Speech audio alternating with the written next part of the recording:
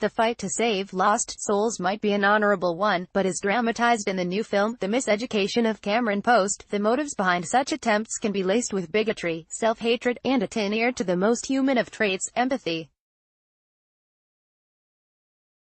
And then there is the fact that the definition of lost is entirely subjective. Cameron, Chloe Grace Moritz, becomes the subject of what might charitably be called an experiment, instigated by her religious family, to deal with signs of lesbian tendencies after the teenager is found in a clinch with another girl. Set in 1993, it was a time when gay conversion therapy, basically teaching young people to hate who they were, hadn't been entirely rejected as snake oil. But for the Montana youth, God's Promise is a kind of summer camp, where Cameron is sent to heal, along with other teenagers whose same-sex attraction had alarmed or disgusted their evangelical parents. Chloe Grace Moritz in The Miseducation of Cameron Post, film rise, but Cameron doesn't drink the Kool-Aid, and observes the lessons by Reverend Rick and his sister. Drive. Lydia Marsh with a side eye that kills. It may or may not bolster the siblings' intolerant teachings when it's revealed that Rev. Rick himself was once homosexual, but is now cured. Neither do tactics that could be deemed to be psychological or physical abuse.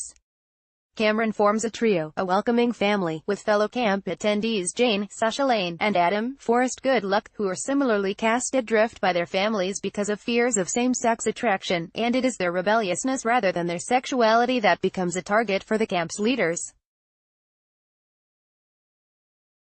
The drama becomes a fight over control, which the adults are desperate to harness and the teens are unwilling to cede.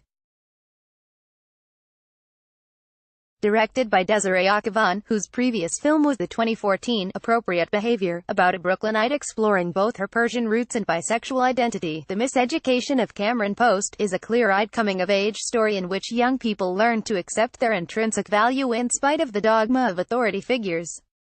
But these budding adults must first learn to overcome their shattered sense of trust, something the gay conversion therapy seems inherently constructed to destroy. The film, adapted from the novel by Emily M.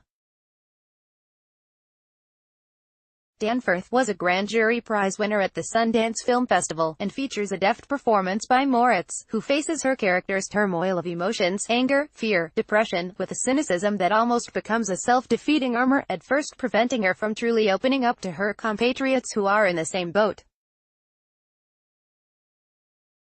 Lane and Goodluck also give terrific performances that reveal the delicacy of the screenwriting by Akhavan and Cecilia Frugiuele.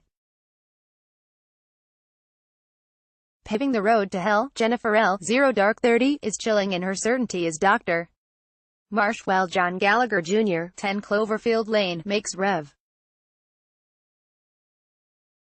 Rick almost sympathetic in his self-deluded attempts to remake himself, and the world around him, in order to adjust to a narrow reading of biblical scripture that nonetheless somehow ignores the teaching, "Judge not, that you be not judged." The Miseducation of Cameron Post, distributed by Film Rise, opens Friday in New York City, and in Los Angeles and other select cities on August 10. 91 minutes. The film is not rated. To watch a trailer for The Miseducation of Cameron Post, click on the video player below. The Miseducation of Cameron Post, official U.S.